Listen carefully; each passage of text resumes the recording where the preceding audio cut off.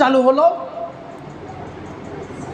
ইসলামী শরীয়ত। আমাদের শরীয়ত মোতাবেক আমরা যে শরীয়তে উম্মতে মুহাম্মাদি, আমাদের পূর্বে তো ইব্রাহিম আলাইহিস সালামের ধর্ম, আমার নবী ওই ধর্মেও তিনি ছিলেন, ওই ধর্মও তিনি অবলম্বন করেছেন। এর পরবর্তীতে বলে মুহাম্মদ সাল্লাল্লাহু আলাইহি সাল্লামের শরিয়া, আমরা যেই শরীয়তের অনুসারী বলে এই ধর্মের অনুসারী অনুযায়ী নবম হিজরিতে হজ ফরজ হয়।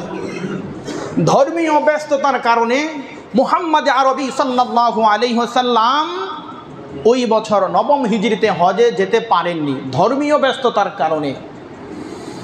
সাইয়্যিদিনা আবু বকর সিদ্দিক রাদিয়াল্লাহু তাআলা আনহুকে আমিনুল মুমিনিন মনোনীত করে নিযুক্ত করে এরপরে বাইতুল্লাহর জিয়ারতে পাঠালেন। দশম হিজরিতে মুহাম্মদ সাল্লাল্লাহু আলাইহি ওয়াসাল্লাম অগণিত অসংখ্য সাহাবায়ে কেরামদেরকে নিয়ে সেখানে তিনি হজে গমন করলেন। সুবহানাল্লাহ। এবং দশম হিজরিতে হজের পরেই বিদায় ভাষণে একটি ভাষণ তিনি দিয়েছেন।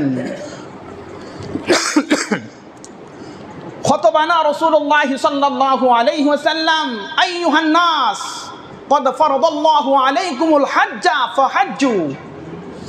সাহাবী বর্ণনা করতেছেন যে বিদায় ভাষণে মুহাম্মদ সাল্লাল্লাহু আলাইহি ওয়াসাল্লাম আমাদেরকে একটি দীর্ঘ লম্বা ভাষণ দিলেন। এই ভাষণে অনেক আলোচনাই করেছেন, যেহেতু হজের বিষয় সেই জন্য শুধু আমি হজের বিষয়টাই আলোচনা করব, আনুষঙ্গিক অন্য আলোচনা করার সময় সম্ভব আজকে হবে না।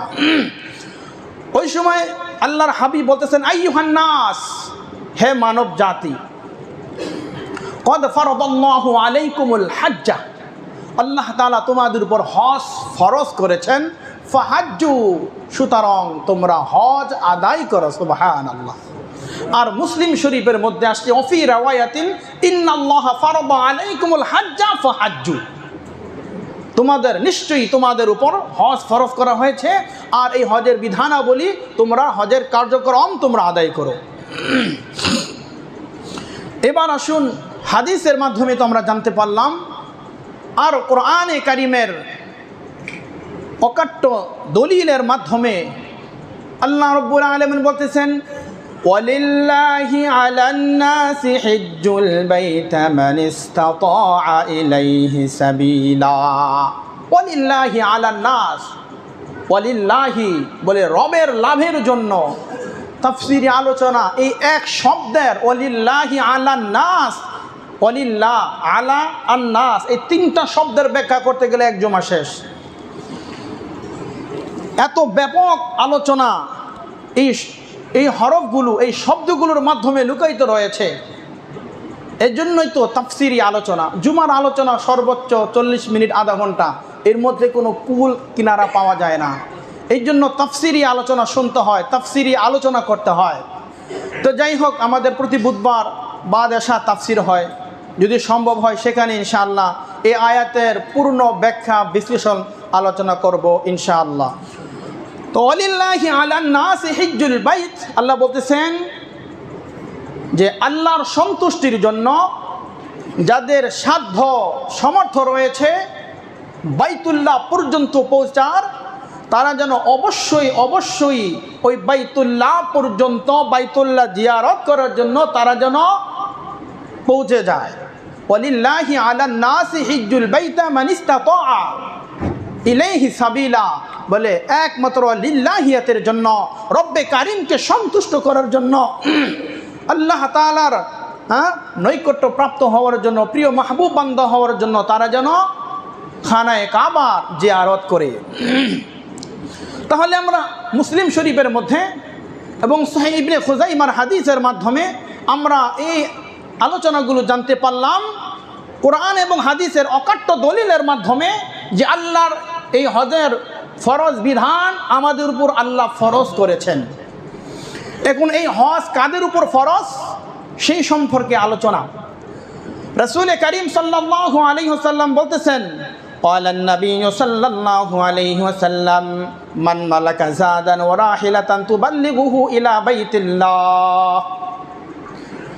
আরেকটি হাদিসের মধ্যে আসছে মাল্লাম ইয়ামনাহু মিনাল হাজ্জি হাজাতুন যাহিরাতুন আও সুলতানুন জাইলুন আও মারাদুন হাবিসুন ওয়ালাম ইয়াহুজ্জা ফালইয়ামুত ইন শাআ ইয়াহুদিয়ান ওয়া ইন শাআ নাসরানিয়ান। অর্থাৎ যাদের উপর হজ ফরজ হয়েছে তারা যদি হজে না যায় তাদের সম্পর্কে এই দুইটা হাদিসের বর্ণনা। আর হজ ফরজ হবে কয়েকটি শর্ত সাপেক্ষে। তার মধ্যে এক নম্বর হলো হজ পালন করার জন্য অবশ্যই তাকে মুসলমান হতে হবে। কোনো অমুসলিমের জন্য বাইতুল্লাহর জিয়ারত, বাইতুল্লাহর তওয়াফ জায়েজ নাই। ইসলামের পূর্বে কাফের মুশরিকরাও খানায়ে কাবা তওয়াফ করতেন। 360টি মূর্তি খানায়ে কাবার ভিতরে রেখে তারা সেখানে তওয়াফ করতেন। আল্লাহর হাবিব বলছেন যখন 10ম হিজরিতে হজ করার পরে, এই বছর থেকে আর কোনো কাফের, কোনো মুশরিক, কোনো বেদিন, কোনো অমুসলিম আর খানায়ে কাবায় যেন জিয়ারত করতে না আসে, খানায়ে কাবায় হজ করার জন্য যেন না আসে। তাহলে 1 নম্বর হলো মুসলিম হওয়া। 2 নম্বর হলো সাবালেগ হওয়া। 3 নম্বর হলো স্বাধীন হওয়া।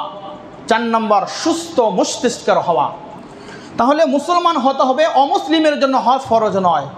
সাবালেগ হতে হবে, কোনো নাবালেগ নবজাতক শিশুর জন্য, তাদের জন্য হজ ফরজ নয়। স্বাধীন হওয়া, কোনো গোলামের জন্য হজ ফরজ নয়। সুস্থ মস্তিষ্কের হওয়া, জ্ঞান সম্পন্ন হওয়া, কোনো পাগল, মাতাল, অচেতন এই সকল ব্যক্তিদের জন্য হজ ফরজ নয়। আল্লাহর হাবিব বলতেছেন যে এই সকল কারণ না পাওয়ার, এই সকল কারণ যদি কারো ভিতরে না পাওয়া যায়, এরপরও যদি কেউ হজ না করে, তাদের ব্যাপারে আল্লাহর হাবিব কঠোরভাবে সতর্কবাণী দিয়েছেন। কি দিয়েছেন? মান মালাকা জাদান ওয়া রাহিলাতান তুবাল্লিগুহু ইলা বাইতিল্লাহ।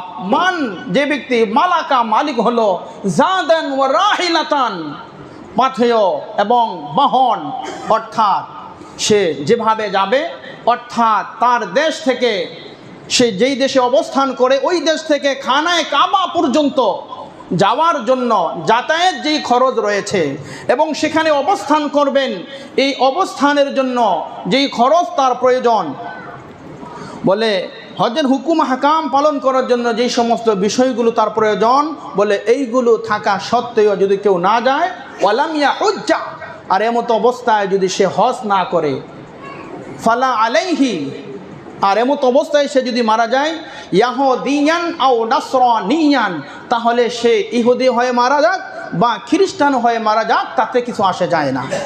এইগুলো প্রথম হাদিসের বর্ণনা। দ্বিতীয় হাদিসে আল্লাহর নবী বলতেছেন, মাল্লাম ইয়ামনাহু মিনাল হাজ্জি হাজাতুন যাহিরাতুন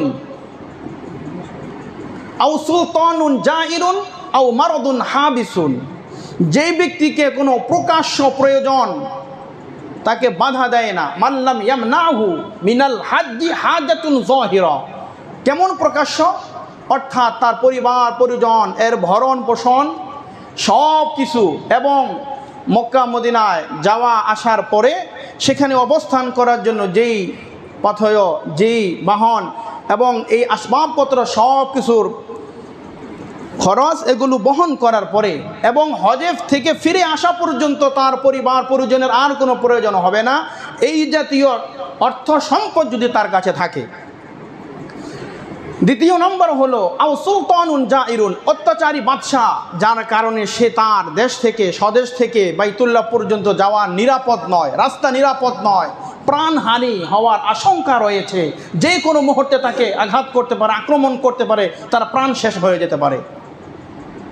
3 নম্বর হলো আও মারাদুন হাবিসুন, এমন অসুস্থতা, এমন অপারগ যার কারণে সে বাইতুল্লাহ যাওয়ার পরে সে যে সাফা মারওয়া চক্কর দিবে এবং সে যে খানায়ে কাবা তওয়াফ করবে, বলে সাই করবে, মিনায় মুজদালিফায় যাবে, বলে এই যাওয়া আসা তার জন্য বড়ই কষ্টকর, এমন অপারগ যদি হয়ে যায়, বলতেছে এই 3টি কারণের একটি কারণ যদি মাল্লাম ইয়ামনাহু, তার মধ্যে পাওয়া না যায়, ওয়ালাম ইয়াহুজ্জা, আর সে যদি এমতো অবস্থায় হজ না করে, ফালিয়ামুত, আর সে যদি ওই সময় মৃত্যুবরণ করে, ইন শাআ ইয়াহুদিয়ান ওয়া ইন শাআ নাসরানিয়ান, তাহলে আশা করা যায় তাহলে সম্ভাবনা রয়েছে হয়তো সে ইহুদি হয়ে মারা যাবে অথবা খ্রিস্টান হয়ে মারা যাবে।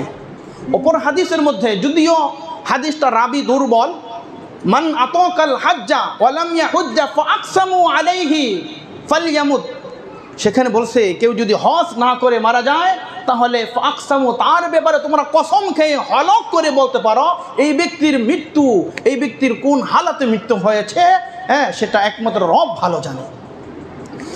তাহলে এই বিষয়গুলোর মাধ্যমে আমরা হজের গুরুত্ব, যাদের উপর হজের বিধান ফরজ হয়েছে, দেরি না করে এবছরই যদি সম্ভব হয় অবশ্যই চলে যান।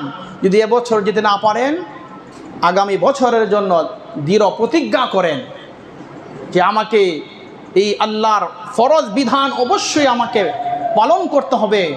আর এই ফরজিয়াত যদি আপনার উপর জিম্মাদারি অবস্থা যদি আপনি মারা যান, তাহলে হাদিসের ভাষ্য একে একে 4টা হাদিস আমরা শুনতে পেলাম, এর কঠিন এবং করুণ অবস্থা হবে। এতক্ষণ